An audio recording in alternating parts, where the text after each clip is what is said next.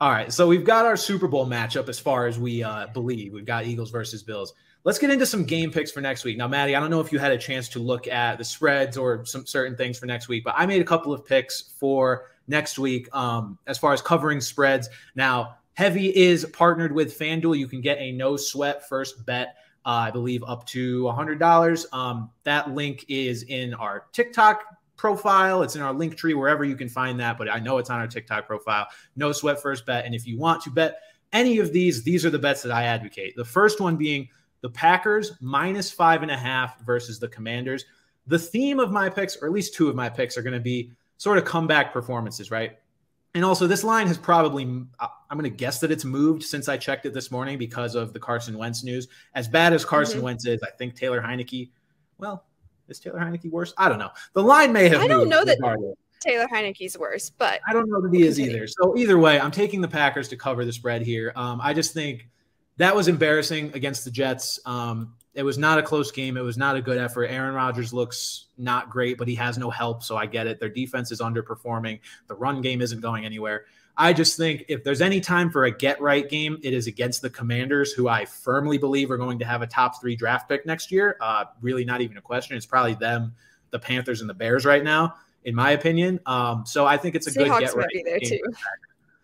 Listen, the Seahawks, I thought they were going to be bad at the beginning of the year, but Geno looks better than Russell Wilson. So the Seahawks upgraded at quarterback and got players to do it, you know?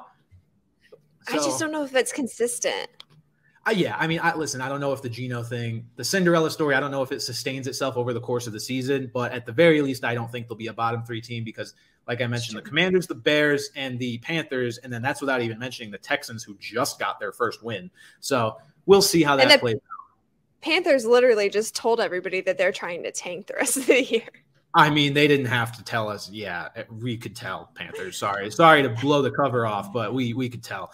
It's obvious. So, yeah, I think the Packers have a get-right game against the Commanders. And then along the same lines, you know, kind of beating up on those bottom 3 teams, I think the Buccaneers will cover the spread -10 against the Panthers. Buccaneers also embarrassed by the Steelers, looked like they were just not ready to play in that game. This was the game that everyone had circled. Like, if you could bank on a blowout, this was the one to bank on because the Steelers have really nothing going on offense. Kenny Pickett has looked okay. Obviously, Mitch Trubisky had to come in relief in that game anyway, but Kenny Pickett's looked all right. Well. Yeah, and just, you know, has been having to deal with a poor offensive line. But overall, I don't mind Kenny Pickett in the long term. The headline here was that the Steelers came in missing their entire starting secondary, their top 3 cornerbacks, and Minkah Fitzpatrick. And obviously, TJ Watt has been out. He's not in the secondary, but he's the motor of that defense. And the Bucs still couldn't score. The Buccaneers should have been able to do whatever they wanted against this defense. And instead, they kicked 4 field goals and then scored a late touchdown, couldn't get the 2-point conversion. You had Brady yelling at his offensive line like they were divorcing him too. It was awful. Exactly. Absolutely. Like, I think he probably locked them in a cellar, and I don't know if he's letting them out until they promise to block better. But Brady's having a meltdown. You know, is it good form to bet on a team just because they looked bad the week before? I don't know. I'm going to do it because they're facing the Panthers. So it's like, listen, guys, we had a chance to beat up on this team. We didn't take it. Let's take it this week because this one may somehow be in even more shambles than the one we just faced. This one doesn't know who their head coach or quarterback or running back is going to be next year. They have no idea. They may not know who those things are going to be next week. So this is an opportunity to beat up on them. Divisional game 2, perfect opportunity. I think the Bucs covered. I like that pick. I like it a lot. I feel like that's a lock.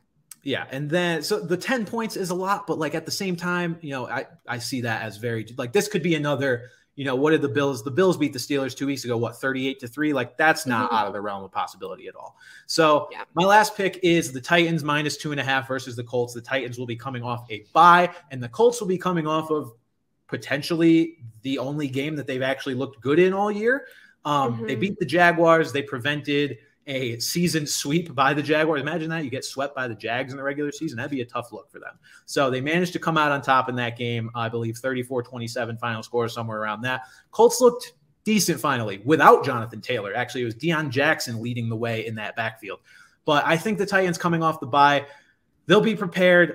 Divisional game, and I am just not at a point where I'm trusting the Colts to string together 2 strong performances. I'm just not, and I think the 2.5-point spread is the right number for me to feel comfortable. All the Titans got to do is win by a field goal, and we're good to go. I agree with that. I mean, obviously, I think the biggest difference was the Colts offensive line actually started playing, which helped a lot. So you're able to get the ball off. But that's going to be a close one. That's going to be a game that I would bet the under on. But yeah. I don't even know what it is, but right with bet it regardless. Yeah, just regardless. It could be 15. We're going under. We don't care.